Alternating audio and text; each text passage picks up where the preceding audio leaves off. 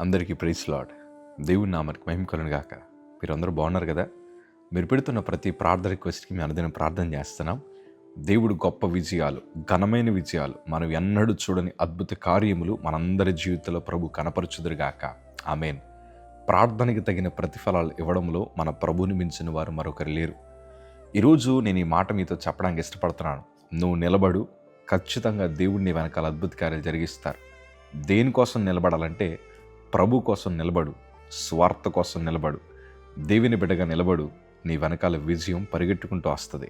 ఎందుకు ఈ మాట అంటున్నానంటే దేవుని లేఖనాల్లో ఈ మాట రాయబడింది.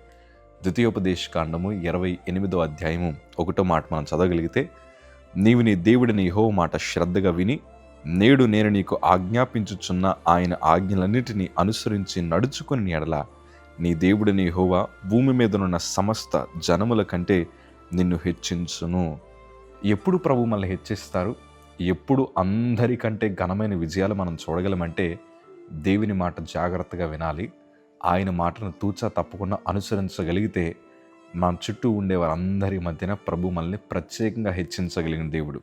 అందుకే నేను అంటాను, నువ్వు ప్రభు కోసం నిలబడు, విజయం నీ వెనకాల పరిగెట్టుకుంటూ వస్తుంది. నువ్వు దేవుని సన్నిధి కోసం నిలబడు, దేవుడు నీ వెనకాల అద్భుత కార్యాలు జరిగిస్తారు. నువ్వు ఒక్కడుగు ప్రభు కోసం ముందుకు పోయి 100 అడుగులు దేవుడు నిన్ను హెచ్చిస్తాడు. అలాంటి కృప ప్రభు మీ అందరికీ దయచేయుదురుగాక.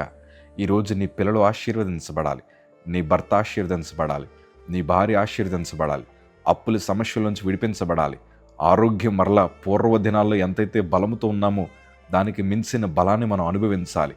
మన చేతి పనులు నూరంతలుగా దీవించబడాలి.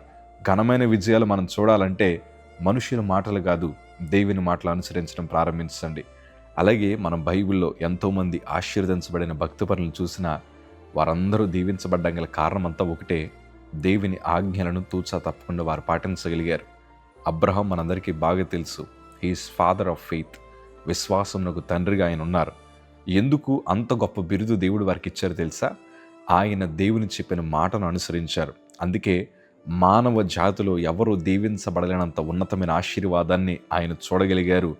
ఇప్పటికీ కూడా ఇజ్రాయెల్ దేశం అంటే అబ్రహాము గారి పేరే వినిపిస్తూ ఉంటుంది. నిజంగా దేవుని ఆజ్ఞలు పాటిస్తే అంతగా దీవిస్తారంటే yes my dear brother and sister, నిజంగా దేవుని ఆజ్ఞలను లేదా దేవుని లేఖన భాగాలను మనం అనుసరించి హృదయాన్ని పెట్టుకుంటే ఎవరు ఎక్కలేనంత ఉన్నతమైన స్థితిలో నా ప్రభు మనందరినీ పెట్టబోతూ ఉన్నారు. నిలబడు, దేవుడిని ఘనమైన విజయాలు ఇస్తాడు. దేవుని కోసం నిలబడండి. Praise the Lord. God bless you.